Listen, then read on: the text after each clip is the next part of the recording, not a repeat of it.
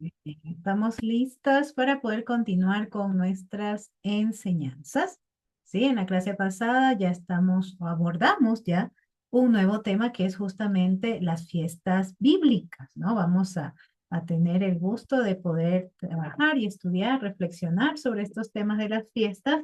Y pues decíamos que son muy importantes porque justamente como toda fiesta, creo yo, ¿no? Como toda fiesta, las fiestas son dinámicas, ¿no? Las fiestas, dependiendo del momento, dependiendo del lugar, ¿no es cierto? Van tomando nuevas perspectivas, van tomando nuevas formas, ¿no? Y lo bonito justamente de estas fiestas judías que encontramos en el texto bíblico, es que ellas no es que se desgastaron en el tiempo, por decirlo de alguna manera, sino que lo que sucede con estas fiestas es que van cobrando riqueza, ¿sí? Van cobrando riqueza, van cobrando nuevas perspectivas y aún creo que en nuestro tiempo es importante ir tomando estos elementos, porque cada elemento, cada situación, cada momento que se vive, pues va teniendo un significado, va teniendo una profundidad que continúa hasta nuestro hoy. Y bueno, y el día de hoy pues voy a voy a tratar de conversar con ustedes un poquito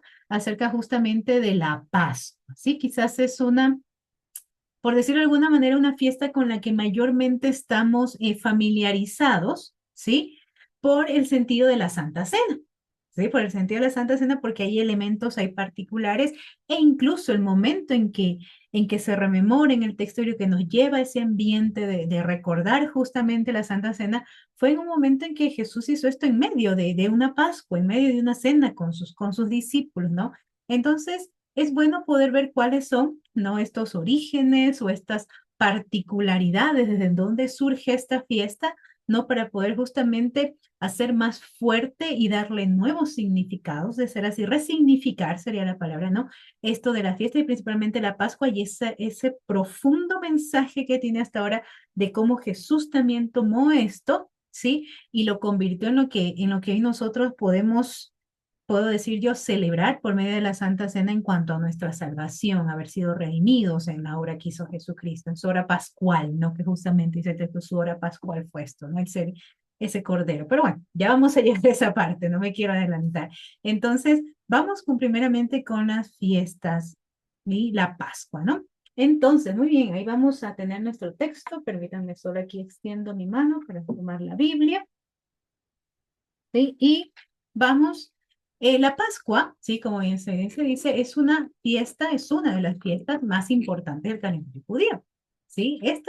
En ese primer sentido de esta fiesta, ¿sí? Fue instituida por Dios justamente con la intención de conmemorar esa liberación del pueblo de Israel de aquella esclavitud que vivían en Egipto. Entonces, por ese motivo es que se toma esta referencia de la Pascua. Entonces, encontramos, ¿sí? Justamente este momento de estos elementos que se dan en ese momento tan importante de la liberación del pueblo y una reafirmación de esta fiesta, de esta celebración, ¿no? Entonces, vamos a ir primero a estos textos para tener esa comprensión general. Primero vamos a ir a Éxodo, ¿sí? Éxodo 12 y vamos a ir a los versículos 1 al 28. ¿Sí? Solo permítame aquí lo encuentro y lo leo para ustedes. ¿Sí? Alguien más, por favor, que mientras yo leo Éxodo, alguien que me ayude con Deuteronomio 16 del 1 al 8. Lo tiene ahí abierto, por favor. Entonces, vamos a primero a leer el texto en esta parte. Habló Jehová a Moisés y a Aarón en la tierra de Egipto, diciendo: Este mes os será principio de los meses. Para vosotros será este el primero en los meses del año. Hablad a toda la congregación de Israel diciendo: En el 10 de este mes tómese cada uno un cordero según la familia de los padres, un cordero por familia. Mas, si la familia fuere tan pequeña que no baste para comer el cordero, entonces él y su vecino inmediato a su casa tomarán uno según el número de las personas. Conforme al comer de cada hombre, haréis la cuenta sobre el cordero. El animal será sin defecto. macho de un año, lo tomaréis de las ovejas o de las cabras y lo guardaréis hasta el día 14 de este mes. Y lo inmolará toda la congregación del pueblo de Israel entre las dos tardes.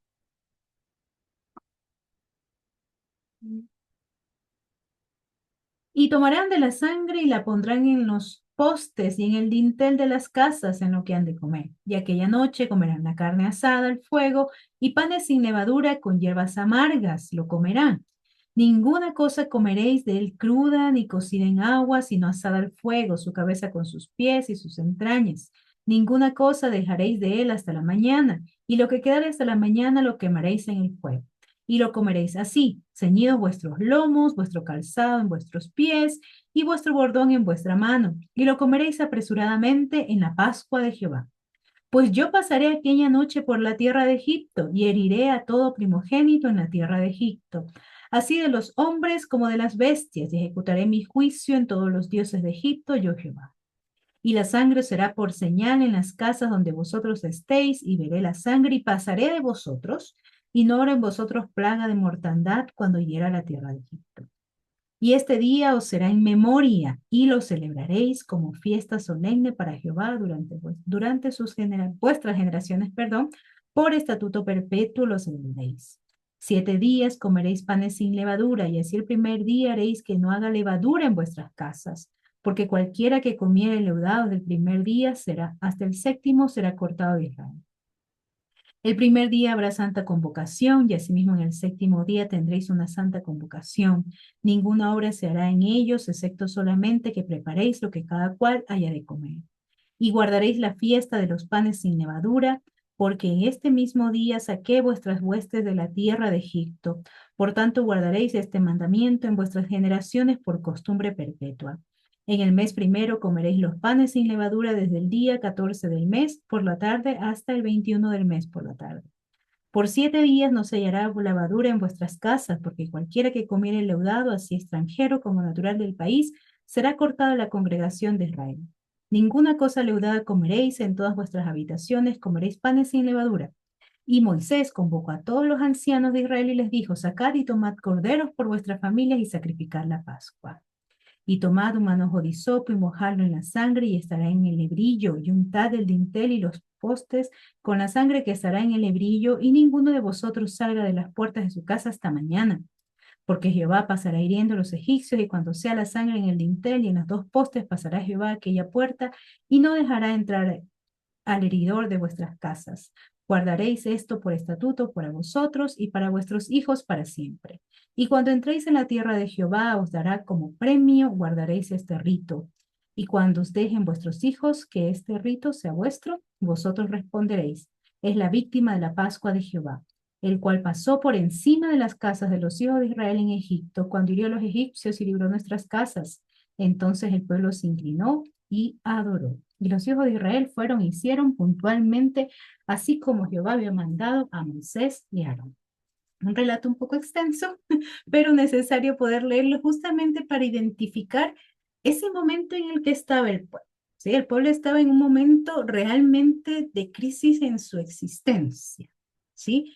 Porque eran ese pueblo de Dios, pero estaban en un momento en que estaban siendo esclavizados, estaban siendo torturados, estaban siendo llevados a situaciones extremas en su vivencia, en sus cuerpos, en sus familias, en sus hijos, o sea, estaban teniendo una opresión muy fuerte de parte de este imperio, ¿no? Y entonces justamente, a pesar de todas aquellas situaciones en las que estaban, había dentro de este pueblo un anhelo de esa salvación de parte de ese Dios, ¿no? Un anhelo de que se hiciera presente. Y entonces es justamente dentro del que se dé esta situación de ser liberados de esa opresión egipcia donde se da esto, ¿no? Que se establece, vamos a decirlo así, una especie de rito, de celebración, de pasos, de una preparación para ese momento de salvación, ¿no? Y se da todo esto en que tiene, como vemos, elementos como el cordero, elementos como los panes sin levadura, las marcas que debía tener, las cosas que se debían cumplir para que todo se llevara de manera apropiada. Y este rito, esta fiesta, tiene su reafirmación, la encontramos, si alguien tiene, por favor, Deuteronomio 16 del 1 al 8. ¿Alguien lo encontró?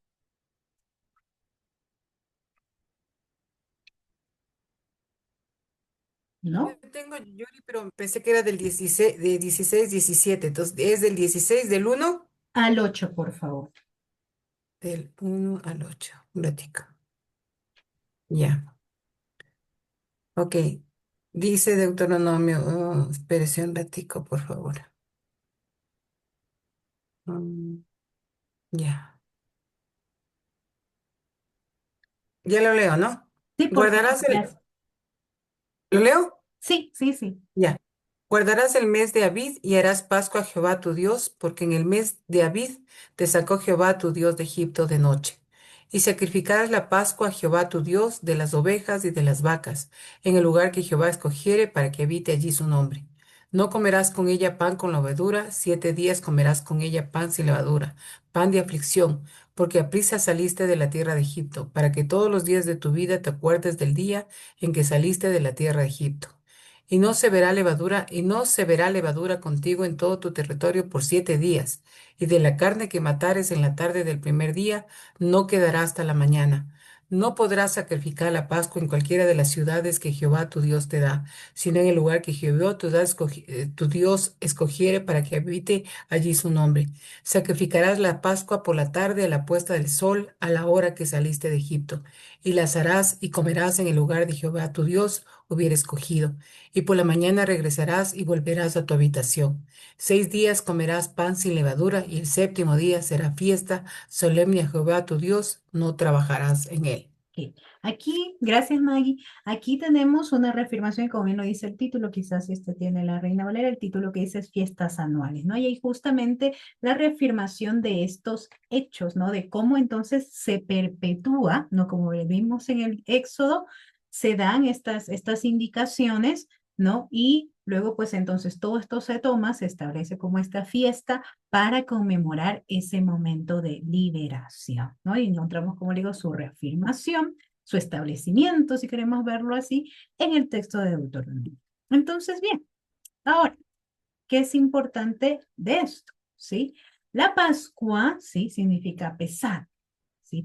Pesar significa, perdón, pasar por alto, ¿no? Como leímos en el texto, tuvieron que ver marcas en los dinteles, ¿no? De las puertas, en los marquitos de las puertas, para que se pase por alto, para saltar, ¿sí? ¿No? Y haciendo referencia justamente a esto de cuando el ángel del Señor pasó por alto las casas manchadas por sangre en Egipto, ¿sí? Se celebra el día 14 del mes hebreo de Nisan, que es el primer día del calendario hebreo, o como en el texto que nos ayudó a leer Maggie, Abib se dice también, ¿no? Entonces se celebra el 14 del mes del primer mes del calendario hebreo, ¿no? Y justamente en ese sentido, esta es una fiesta de memoria y libertad, ¿sí? De poder recordar ese Dios que nos sacó de la esclavitud, ¿no? De poder traer a la memoria, ¿sí? Ese momento de profundo dolor que se tenía, pero así mismo como ese momento se transformó en libertad, se transformó en esperanza, se transformó en nuevos comienzos para en su momento para el pueblo y también, como vamos a ver, para nosotros. Ahora bien, hay mayores detalles en cuanto a esta fiesta. La Biblia, sí, no fue el único libro que los judíos escribieron. Hay mucha literatura, ¿sí? Entonces, dentro de esto se les dice la literatura midrashica, ¿sí? Que quiere decir que es un análisis, una contextualización de la ley, ¿sí? Esta era producida por los escribas y justamente viene del midrash, que es comentario o interpretación de la ley. Y a su vez, esto viene de un verbo darash, que significa comentar, investigar, explicar. Entonces, justamente de este texto, donde se interpreta, donde se investiga, donde se comenta, donde se explica, ¿no? Es donde encontramos una recopilación, o un tomo, si queremos decirlo así, que se llama Mishnah. Si como vemos el texto nos dice algunos puntos, algunas características de los elementos que conforman esta ahora celebración, ¿no? Pero justamente la Mishnah, sí, es la que recopila las tradiciones judías, sí, tiene toda una recopilación.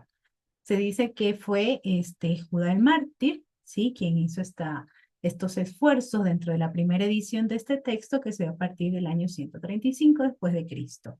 Y se menciona que este fue de pueblo en pueblo, consultando, investigando, ¿no? Esos detalles que guardaba la costumbre judía. Y es ahí donde se conoce, o a través de este texto donde se conoce mayores elementos, mayores situaciones que se desarrollan en medio de este acto litúrgico de la Pascua. Este es un tratado, ¿sí? La misma tiene su tomo y este tiene sus partes. Y entonces aquí encontramos el pesajín, ¿sí? Que significa panes. Y es ahí donde encontramos el desarrollo del proceso pascual, ¿no? Habla principalmente, como se dice aquí, de las leyes de las festividades judías, del Pesaj y el sacrificio del Cordero Pascual.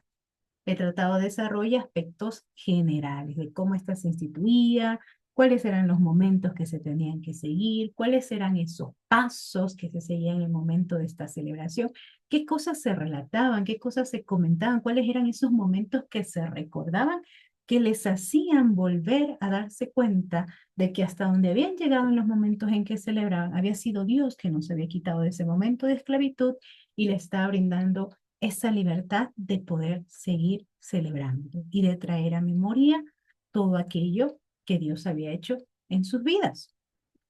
Y entonces, bien, según la Mishnah, sí, la celebración de la Pascua era extensa justamente por todos sus momentos y por todos sus elementos. ¿No? Se dice que aproximadamente no era menor a unas 4 horas toda la celebración, la preparación, los momentos, los compartires, los actos solemnes que se desarrollan. Pero bien, ¿sí? Esta fiesta, ¿sí? Tiene un origen pagano. ¿Qué acontecía aquí? ¿Cuál es ese origen o de dónde surge entonces esta celebración? ¿No? ¿Por qué la tenemos nosotros si es de origen pagano? Podríamos preguntarnos, pero todo tiene un alma, ¿sí? Habrían tribus, ¿sí? Que vivían justamente de la ganadería. Y para mantener en buen estado su ganado, ¿no? Se necesita pues que haya una tierra acorde, que pueda cultivarse lo necesario para que puedan alimentarse bien. Y entonces, ¿qué sucedía? Pues estos, para justamente encontrar esas condiciones de vida apropiada, ¿sí? Debían estarse cambiando de lugar acorde a la ubicación, ¿no? Para poder encontrar la comida. Entonces ellos hacían esto y en el acadio la palabra Pascua viene de la palabra paxo, que significa justamente caminata, significa marcha. Es decir, estas personas, ¿no?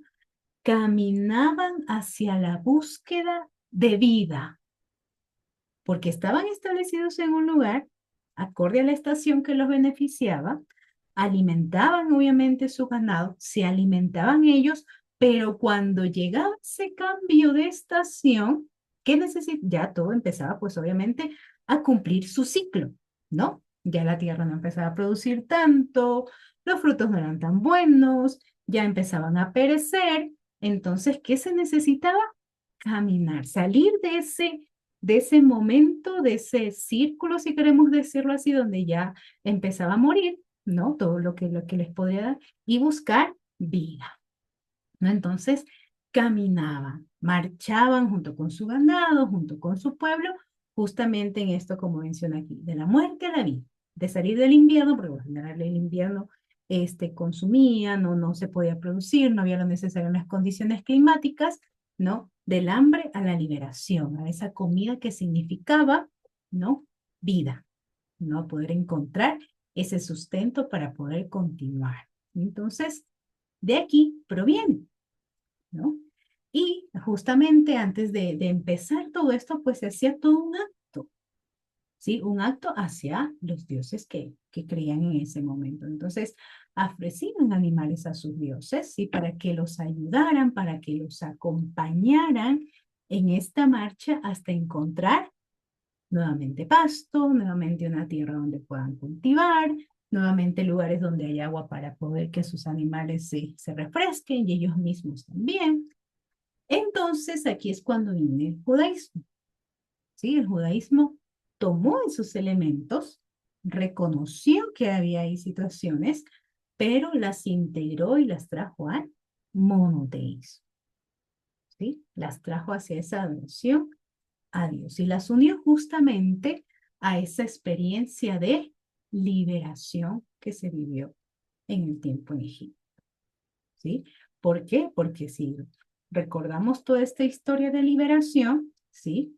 Iba a iniciarse una caminata, ¿sí? De la muerte en la que se encontraban, como les digo, estaban pasando por un momento muy fuerte, ¿sí? Para pasar a tener vida y una experiencia de salvación. Esto es importante, ¿sí? Porque todas estas fiestas, y aún sé que Esther quizás no quizás, lo mencionó en la clase pasada, si todas estas fiestas están, la palabra se me fue, unidas, tergiversadas, están atravesadas, ¿sí? Están atravesadas justamente con este sentido de rememorar esa experiencia de salvación, ¿sí? Entonces, justamente de vivir, de experimentar, de caminar hacia su liberación, hacia su salvación. Y entonces es que a partir de ese momento la fiesta se fue manteniendo cada año, ¿no? Este recordar, este momento de salvación. Obviamente, como les decía, lo rico, lo bonito de estas fiestas es que van siendo dinámicas, ¿sí?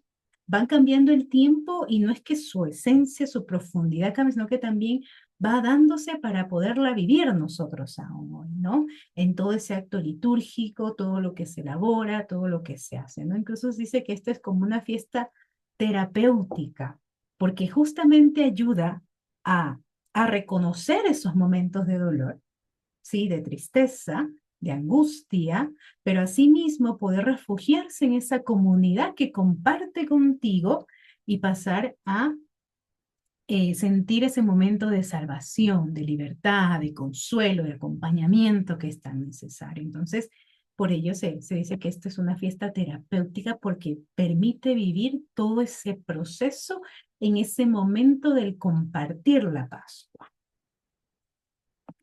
Ahora bien, esta celebración tiene 5 partes, sí que se destacan dentro de este evento.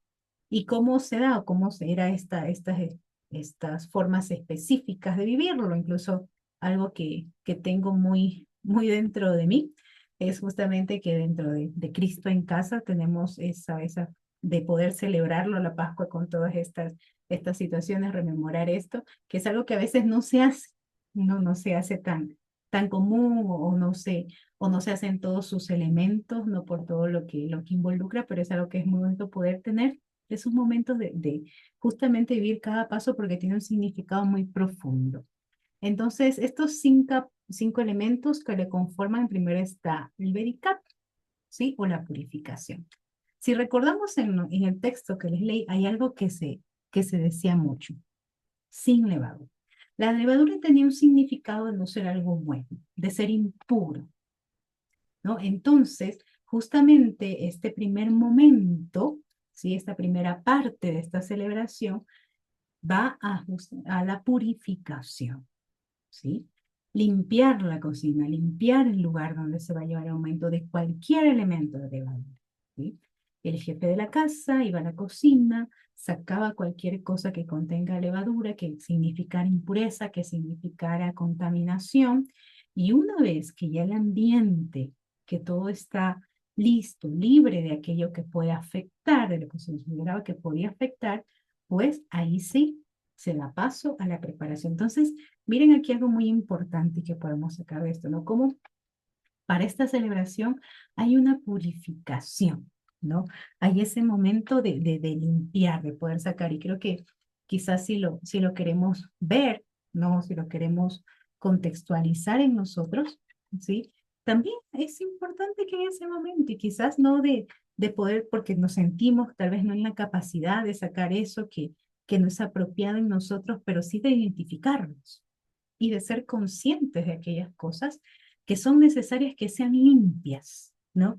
Que son necesarias que sean transformadas, que son necesarias que sean quitadas quizás de nosotros, ¿no? Y entonces, ¿cuán importante es eso, ¿no? De como jefe de la casa, en este caso yo como mi persona mismo, ¿no? Poder ver hacia mí, ¿no? Y saber cuáles son esas cosas que necesitan ser limpias, que necesitan ser cambiadas, que necesitan ser transformadas y prepararme, ¿sí? Para justamente los siguientes pasos. Entonces es necesaria esta preparación, esta purificación.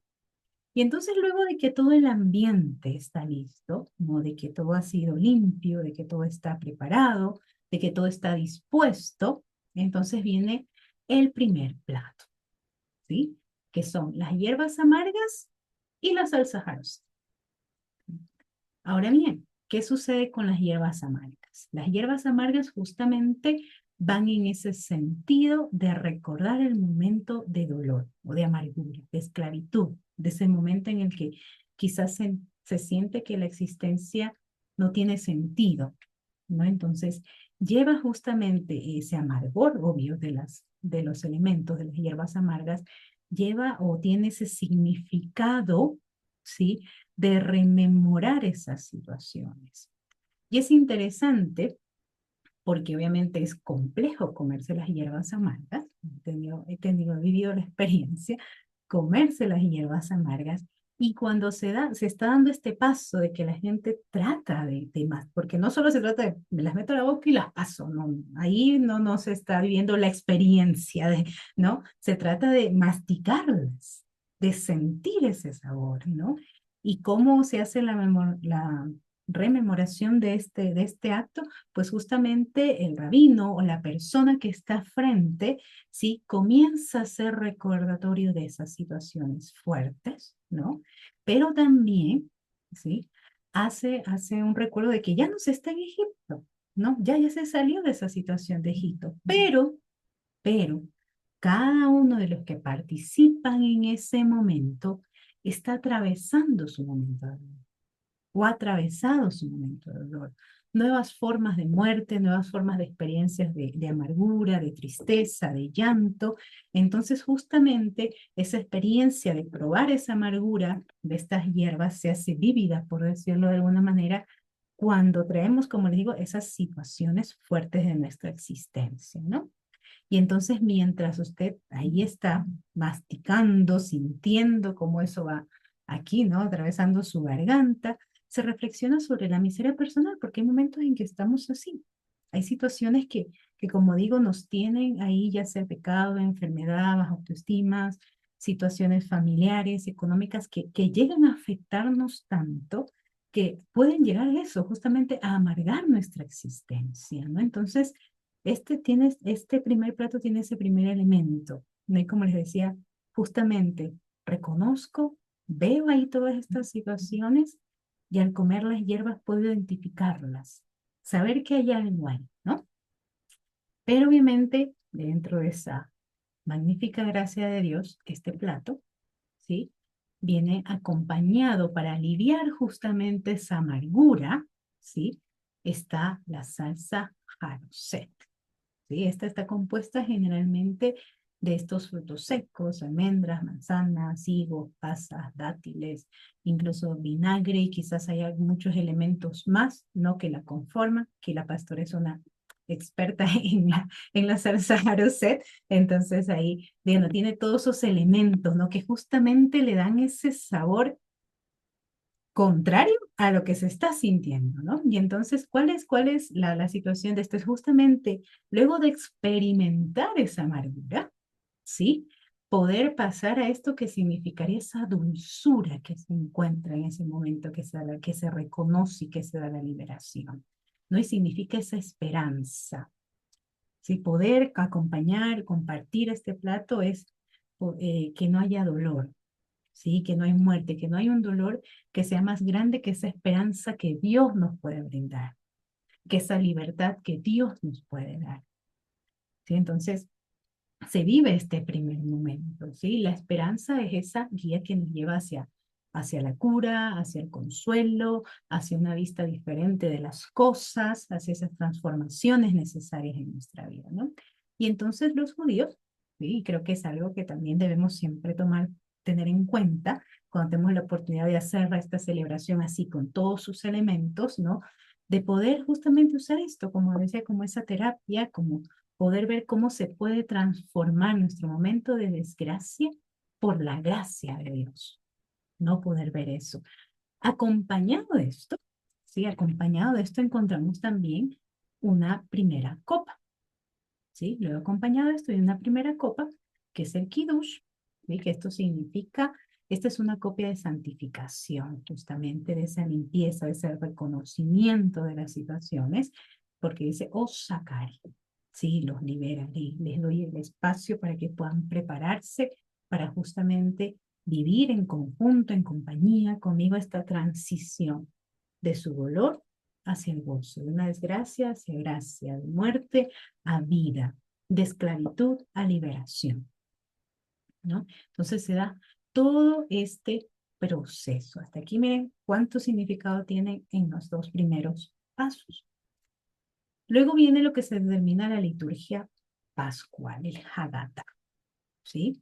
Que se da estos momentos de contar la historia, ¿no? Aquí ya el maestro de ceremonias, la persona que está al frente, justamente empieza a contar la historia de la salvación, de esta liberación del momento del éxodo, ¿no?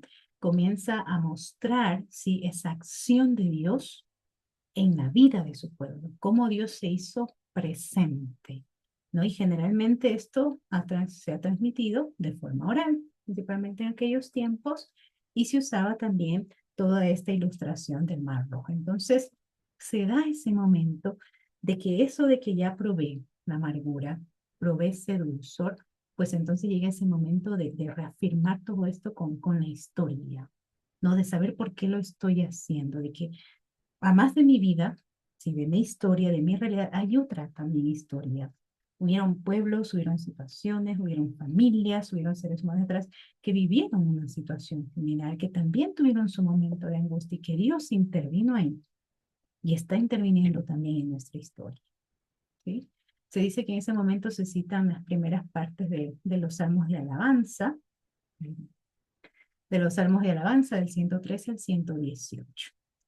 Y en este momento, sí, se da este relato y se realiza una segunda, o interviene una segunda copa, el Haggadah, justamente la copa de la historia de la salvación, la copa de la liberación. Los libraré. Entonces, los sacaré, los libraré. Y luego de esto, sí, luego de escuchar, de reflexionar, de conectar, se podría decir, aquel pasado con nuestro presente y saber que aún en esta distancia de tiempo, sí, Dios estuvo, Dios está y Dios continuará estando en la historia, ¿no? Entonces se ve y se rememora esa presencia de Dios, esa fidelidad de Dios hacia nosotros, ese amor, ese cuidado de Dios hacia nosotros. Y luego se hace presente el segundo plato, ¿sí? En esta fiesta se hace presente ese segundo plato. Y es justamente el Cordero Pascual, ¿no? Aquí viene la parte, muchos dicen que es la parte más rica, ¿no? Porque se prueba el cordero, se siente su sabor. Y justo, o sea, y sí tiene, quizás lo podemos ver como gracioso que alguien diga, pero es la parte más rica porque es la carne, la que puedo sentir, la que puedo saborear, pero realmente también tiene su significado eso de que sea tan rico, ¿no? De que sea ese cordero, porque es un cordero puro, un cordero cuidado, ¿no? De su momento, y significa esa liberación, el poder degustar. O sea, piense aquí en eso quizás no cordero, pero en ese plato tan rico que a usted le gusta. Cuando siente ese primer bocado de satisfacción de probar lo que a usted le gusta. Y en este caso, se prueba ese cordero para sentir esa verdadera liberación, para saber que se dio ese acto sobre su existencia, ¿no? Por lo general es acompañado con legumbres y con los panes, ¿no? ¿Cierto? Y expresa justamente esa liberación luego de la esclavitud. Entonces se siente esa complacencia, esa paz, esa satisfacción de comer algo, ¿no? De comer algo que sé que me gusta, ¿no? Entonces demuestra eso, pero, aquí, pero, es interesante porque aun cuando ya se está comiendo el cordero, ¿sí? Aun cuando ya se está comiendo el cordero, que es esa parte tan gustosa, digo yo, ¿no? Aun cuando ya se está comiendo el cordero, se acompaña con algunas hierbas amargas. Se acompaña con algunas hierbas amargas esta satisfacción del cordero. ¿Y por qué? Porque justamente Dios en su gran amor, siempre pienso en eso, Dios en su gran amor y en cómo enseñarnos, ¿no? Cómo prepararnos, ¿sí? Él nos da liberación, pero sabe que va a haber momentos en que podamos volver a sentir tristeza. Sabe que va a haber momentos en que, a pesar de estar libres, va a haber situaciones que nos puedan llegar a sentirnos menos de nuevo, a sentirnos esclavizados, ¿no? Y quizás un ejemplo de esto, algo que acompaña ese momento cuando comparten el cordero, se usa la ilustración del desierto, ¿no? Porque el pueblo fue liberado, pero luego de ser liberado, obviamente por sus acciones y situaciones, pasó por un momento de desierto. ¿Sí? Dentro de su libertad, obviamente por decisiones propias, ¿sí? Vivió nuevamente momentos de amargura, pero aún ahí Dios estaba presente, ¿no? Entonces, en esta sabiduría, en esta profundidad que guarda el significado de este cuarto plato, de poder dar esa satisfacción de degustar la libertad, pero también de hacernos conscientes, ¿sí? De que puede haber momentos nuevamente de dolor y de tristeza, pero saber que comeremos el cordero. Así que podemos degustar del cordero. Y esto se acompaña, ¿sí? De una tercera copa que es llamada Masop, la copa justamente de la redención del cordero, que dice, os redimiré, ¿sí? Entonces, se da este proceso y luego se da una clausura, se toma una nueva copa de vino. La clausura se cierra con la copa del Jalil, ¿sí?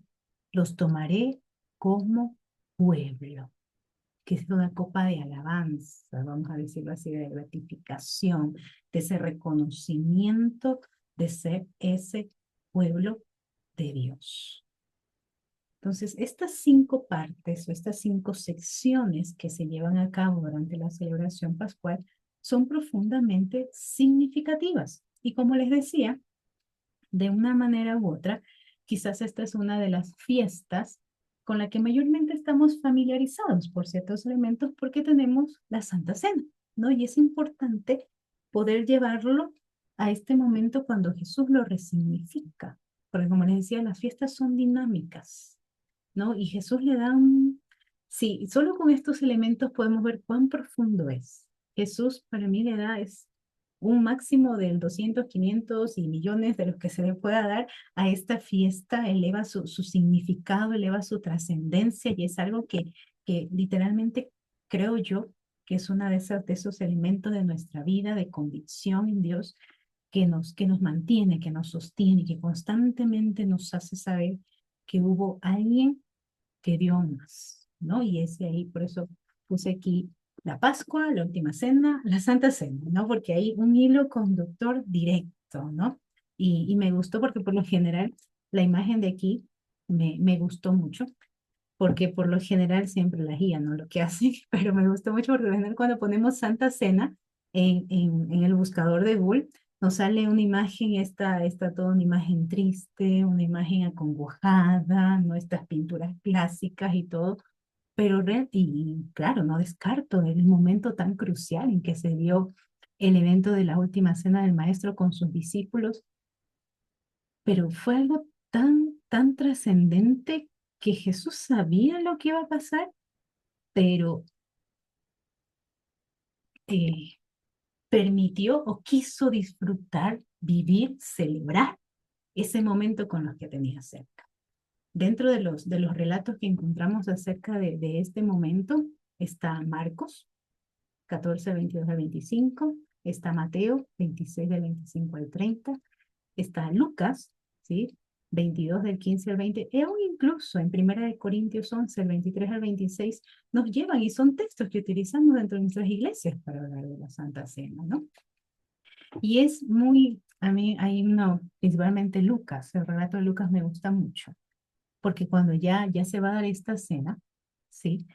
Jesús les dice, anhelaba, deseaba compartir esta cena con ustedes. Era su momento más crucial, fuerte y duro, pero él le dice a sus discípulos, aún en medio de toda esa situación, yo quería compartir esto con ustedes. Entonces eso a mí de manera personal es algo que me mueve mucho, porque yo diría en un momento de tanta crisis, de tanta situación, si le decían a Yuri que esa era su última cena, Yuri no estuviera en esa última cena, ¿no? Yuri hubiera hecho cualquier otra cosa antes que asistiera a esa última cena, ¿no? Pero escuchar esas palabras del maestro que decía, anhelaba este momento, anhelaba esta situación. Entonces, estos textos, ¿sí? Contienen justamente la misma forma litúrgica, los mismos momentos, los mismos elementos, obviamente no a pie y letra copiados, no, pero tienen esa fórmula litúrgica del momento de la Santa Cena, ¿no? Y fue justamente, se llevó dentro de una comida pascual. Los textos nos muestran que fue dentro de una comida pascual. Entonces, ¿cuál es esa conexión tan profunda que tiene? Hay algo importante que debemos tener en cuenta aquí. Y es que si vamos al inicio que les mencionaba, justamente esta celebración inicia por ese recordatorio, ¿sí? De la liberación de Egipto. Y como les decía, las fiestas van enriqueciéndose. En ciertos momentos tomó este sentido de recordar la creación, de cómo Dios, ¿no? Generó, formó todo. También se utiliza, se ha visto en el marco de recordar la alianza entre Dios y Abraham y el sacrificio de Isaac, ¿no? De todas estas generaciones que descenderían, y aún también de verlo en este sentido de ese futuro escatológico, ¿no? De ese Mesías que llegará, que dará la libertad, que restaurará y todo lo demás. Y si vemos algo importante, siempre que ha cedido este sentido de la Pascua, de su significado, de su trascendencia, ha sido el recordar.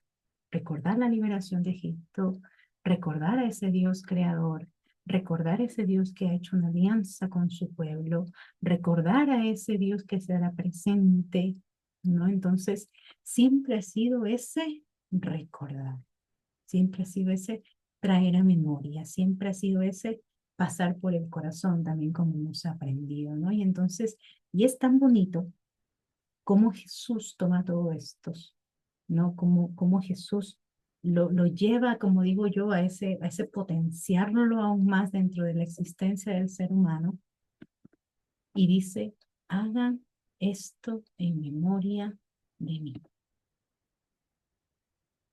Hagan esto en memoria de mí. Memoria, traer esa imagen del pasado, traerla a nuestra ahora. Recordarla, recordar sus detalles, recordar sus momentos, traer al presente y en este sentido de Jesús diciendo, hagan esto en memoria de mí, recordando esos elementos de la Pascua, es justamente tener esa capacidad en ese momento ahora de lo que nosotros conocemos Santa Cena, pero también en los momentos en que hacemos las Pascuas quizás dentro de las iglesias, es traer hacia el presente no solo un recuerdo aleatorio de algo que ocurrió en el pasado, sino traer a nuestro presente aquella historia de salvación que inició desde hace mucho tiempo atrás y que sigue siendo viva para nosotros hoy. Traer esa historia de salvación y unirla, traerla a ese momento en el que yo estoy, que quizás estoy en un momento de muerte, pero ¿para qué? Para nuevamente salvar. Hagan esto en memoria de mí. Compartan el pan, prueben las hierbas amargas, sientan el dulzor de la existencia, sientan ese sabor tan sublime del Cordero para nuevamente salvarse. Que la salvación siga siendo ahora. No estoy en Egipto, pero quizás estoy siendo esclava de muchas situaciones. Y entonces traigo a mi mente eso y permito que me libere ahora. El contexto es diferente, pero la acción salvadora de Dios a través de su Hijo sigue siendo para nosotros, en nuestro tiempo, en este momento, si lo necesitamos. Sigue siendo presente. Y entonces, es poder recordar su muerte como salvación para nuestra situación de hoy. Poder saber que todos esos momentos me llevan a algo mayor que mi dolor, que mi tristeza, que mi angustia. Y no es que Dios no piense en solo en esa tristeza, en esa angustia, claro que sí lo piensa.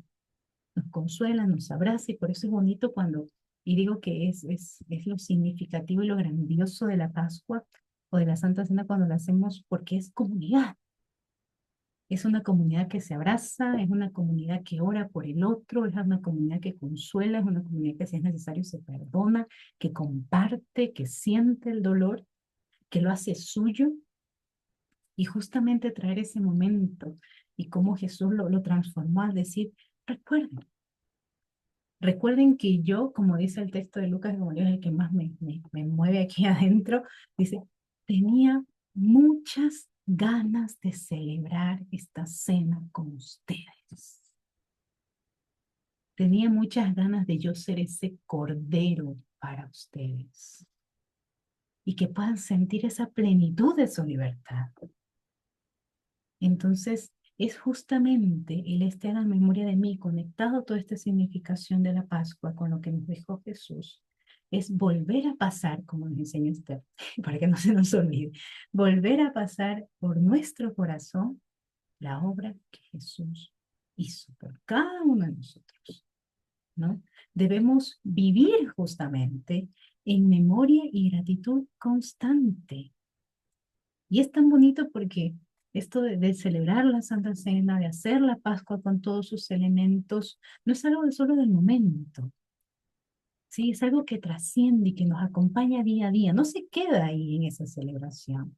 No se queda ahí solo en el momento en que oramos y partimos el pan y compartimos el vino. No, es algo que trasciende porque se vuelve algo interno, algo que encarnamos. Y en lo que cada día el Señor nos dice, tenía muchas ganas de celebrar esta cena en paz con usted. Sé que va a pasar algo terrible, ¿no? Pero tenía ganas de estar con ustedes. Y por eso nos dice, hagan esto en memoria de mí.